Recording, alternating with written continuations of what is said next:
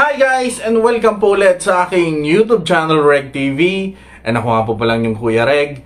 At ngayon ang topic natin. Nagawa ko ang video na to dahil sigurado napapaisip ka rin minsan kung saan nga bang parte ng katawan mo gustong iputok ng lalaki ang kanyang pipino. Dahil yung iba gusto sa tiyan, yung iba naman sa likod, or yung iba naman sa muka, 'di ba?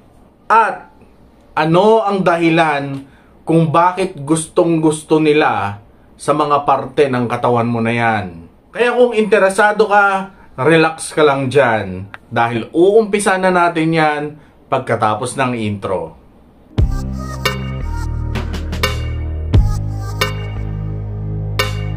So saang parte ng katawan mo nga ba gustong ilabas ng lalaki? Number 1, sa mukha.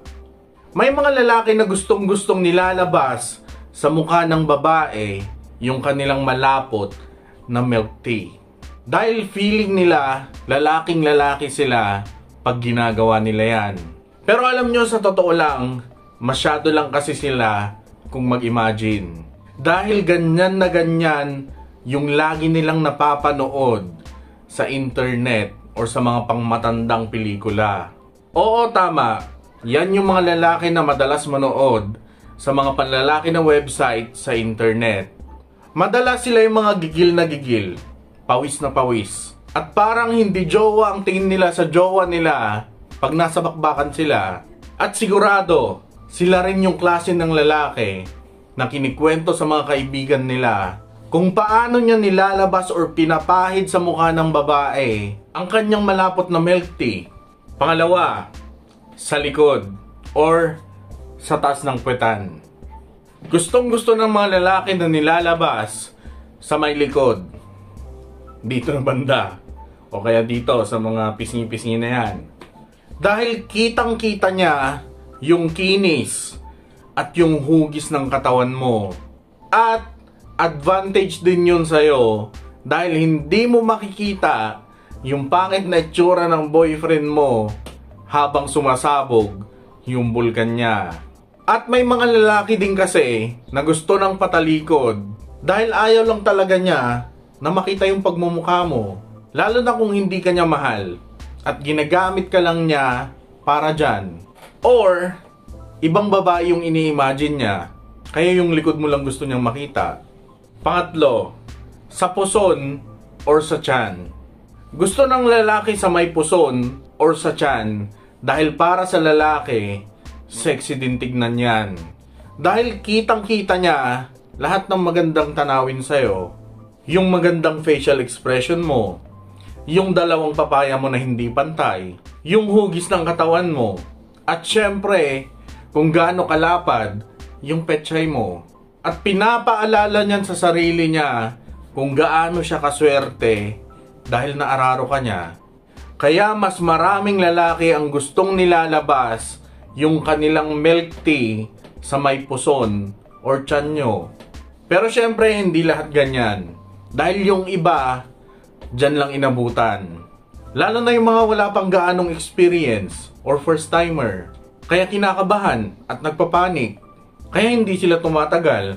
At unang posisyon pa lang, sumasabog na. At dyan inaabutan sa may puson or sa tiyan ng babae. Dahil yan ang pinakamalapit na paglalabasan niya, 'di ba? Pang-apat, sa loob ng plastic. Alam niyo na siguro kung ano yung plastic na sinasabi ko. Yung may flavor. Yun na yun. Pag ganitong lalaki ang nahanap mo, pakasalan mo na. Dahil kaya niyang tiisin kahit parang plastic yung pakiramdam. Makasiguro lang na hindi ka mabubuntis dahil hindi ka pa handa or ayaw mo pa. At sinisiguro niya na safe ka sa kahit anumang sakit na nakakahawa na maaari niyong makuha kahit pareho kayong malinis, 'di ba? Kaya mas pipiliin niya na sa loob na lang ng plastic niya ilabas yung milk tea niya. Pero bihira lang yung lalaking ganyan dahil hindi lahat nakakatiis. Mas pipiliin nilang isugal yung mga pangarap nyo, maramdaman lang nila yung gusto nilang maramdaman sa katawan nila. Kaya ayan, mabilis dumadami yung populasyon sa mundo dahil nakakabuntis sila, 'di ba? Panglima, sa bunganga. Hindi ko nilalahat, pero yung ibang lalaki, diyan nila tinites kung gaano sila kamahal ng girlfriend nila. Dahil para sa lalaki, pag nilunok mo yung milk tea niya, matutuwa siya. Dahil ang dating nun sa kanya ay mahal na mahal mo siya. Yun ay kung kusang loob mo na ginawa sa kanya. Pero kung siya mismo yung gumagawa, yung madalas gawin yun sa'yo, at sa tuwing sasabog yung bulkan niya, ay idediretso niya sa bunganga mo, isa lang masasabi ko dyan. Hindi jowa ang tingin niya sa'yo. Pang-anim, sa papaya mo. Katulad din to ng sa number 1, yung sa mukha. Dahil din yan sa kapapanood niya ng mga pangmatandang pelikula sa internet.